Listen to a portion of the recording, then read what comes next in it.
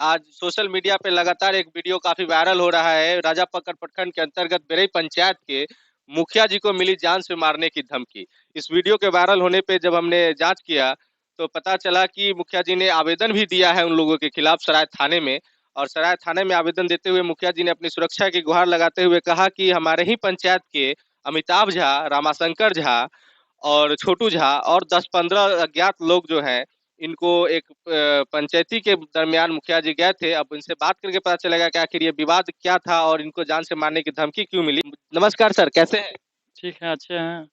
ये social media पे लगातार एक वीडियो वायरल हो रहा है। न्यूज़ 18 पे भी हमने वीडियो देखा आपका कि आपको जान से मारने की धमकी। कौन लोग हैं? वो हैं भोजपट्टी के रामाशंकर झा, छोटू झा, अमिताभ झा और कुछ 10-15 अज्ञात लोग। लोग जो है ये क्यों किए?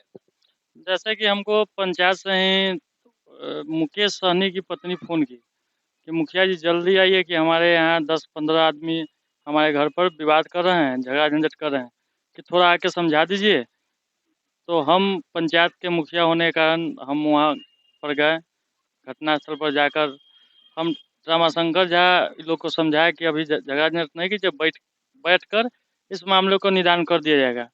रामाशंकर झा को क्या मन में आया, तो हमसे ही भिड़ गए कि ये मुखिया तुम यहाँ कहाँ से चला आया है? तुमको कौन बुलाया है? जान मार देंगे, मेरा बेटा जज है, इस मैटर में तुम लोग को पढ़ने का कोई आवश्यकता नहीं है, नहीं तो तुम्हारा हत्या हो जाएगा। और लाइसेंसी पिस्टल निकाल दिया, जो कि वो बैग में पिस्टल रखते हैं। लाइसेंसी पिस्टल निकाल करके धमकी देना और अपने बेटे के जज होने का धौंस जमाना, ये एक रीत बन चुका है कि हमारा बेटा जज है, हमारा बेटा दरोगा है, हमारा बेटा पत्रकार है। तो इसका मतलब ये नहीं है कि आप एक जनप्रतिनिधि को सीधे हत्या की धमकी दे डालिएगा। ऐसे लोगों को त्वरित कार्रवाई करते हुए उनका लाइसेंस भी रद्द कर देना चाहिए और जल्द से जल्द इन लोगों को सलाखों के पीछे डालना चाहिए।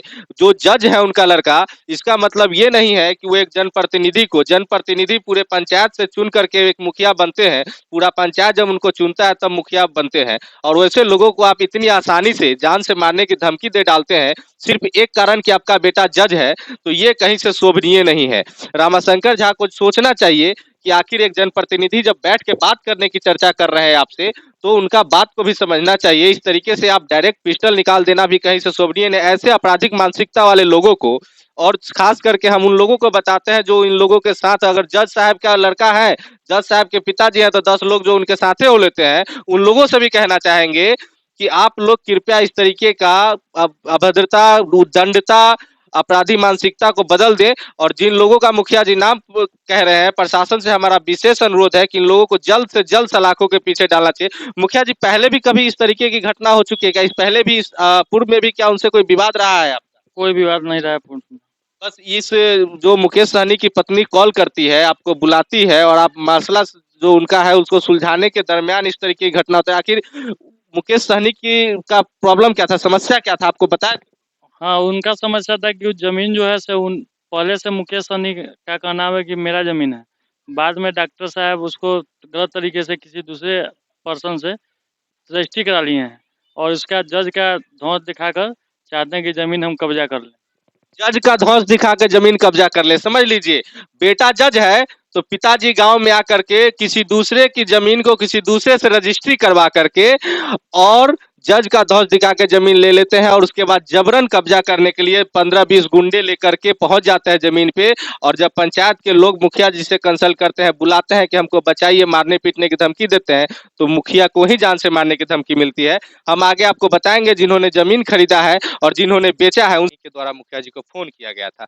क्या हुआ था उस उस दिन हमारे यहाँ रामशंकर झा 10-15 आदमी से आए थे और हमारे सास ससुर के बेचे हुए जमीन पर वो लोग जबरदस्ती जबरन कब्जा करना चाहता है। तो हम मुखिया जी को फ़ोन किए, तो मुखिया जी आकर वो लोग को समझाना चाहे, जो आपस में बैठ के मिल मिलाप करेंगे, समझाएंगे, तो वो लोग मुखिया जी पर मतलब गोली बंदूक तान के आके कर दिया जे इस बीच में तुम नहीं आओ, ये हमारा मैटर है, हम समझेंगे। जमीन केकरा से बेचे थे आपके साथ?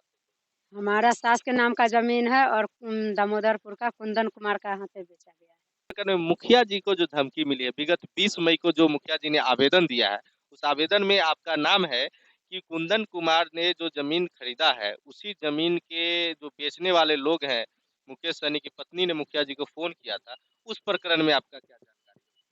वहाँ पे पहले मुखिया जी को फ़ोन आया। मुखिया जी के फ़ोन आने के बाद हमको फ़ोन की। हम गए कि आपका ज़मीन खरीदा हुआ है, यहाँ कोई काम करना चाहता है। जब हम वहाँ गए तो देखे कि मुखिया जी जो है वहाँ पहुँचे हमारे पीठ पर। तब तक जो है हमसे जो है रामाशंकर झा ही लोग लड़ रहा था, उनके साथ 10 अन्य जो है अज्ञात लोग था। मुखिया जी वहाँ पहुँचे, मुखिया जी पहुँचने के बाद समझा-बुझा किए कि आप लोग लड़िए नहीं, आपस में लड़ना कोई ज़रूरी नहीं है। ज़मीन है, इसका बैठ के निदान होगा, सामाजिक स्तर पर इसका निदान किया जाएगा। तो रामाशंकर झा, छोटू झा और ये अमिताभ ओझा जो है मुखिया जी से जबरन भिड़ गए। रामाशंकर झा के पास पता नहीं लाइसेंसी पिस्टल है या अवैध है, हम नहीं जानते हैं। उस पिस्टल को निकाल के मुखिया जी पर तान दिए कि मुखिया तुम हटो, दबंग बनता है नहीं तो तुमको जान से मार देंगे। आप उस समय मौजूद थे जिस समय मुखिया जी पे पिस्टल ताना गया था। देखिए कि बहुत बड़ी बात है, कुंदन जी उस समय वहीं मौजूद थे जिस समय मुखिया जी पर रामाशंकर झा के द्वारा पिस्टल ताना गया था। ये एक पंचायत के ही जनप्रतिनिधि को इस तरीके से सरेआम अगर किसी का मामला सुलझाने के लिए जाते हैं और पिस्टल तान दिया जाता है, ये बहुत बड़ी बात है। ऐसे आपराधिक मानसिकता के लोगों को सलाखों के पीछे होना चाहिए। ज़रूर होना चाहिए। आप क्या मांग करते हैं, प्रशासन से क्या मांग? हम तो पुलिस प्रशासन से मांग करते हैं कि रामाशंकर झा, अंकित झा, अमिताभ ओझा का जो है पुलिस पकड़ के गिरफ्तार करे और मुखिया जी को सुरक्षा मुहैया कराए। प्रशासन के द्वारा के तरफ से आप लोगों को कितना सपोर्ट? प्रशासन की तरफ से मुखिया जी आवेदन दिए हैं।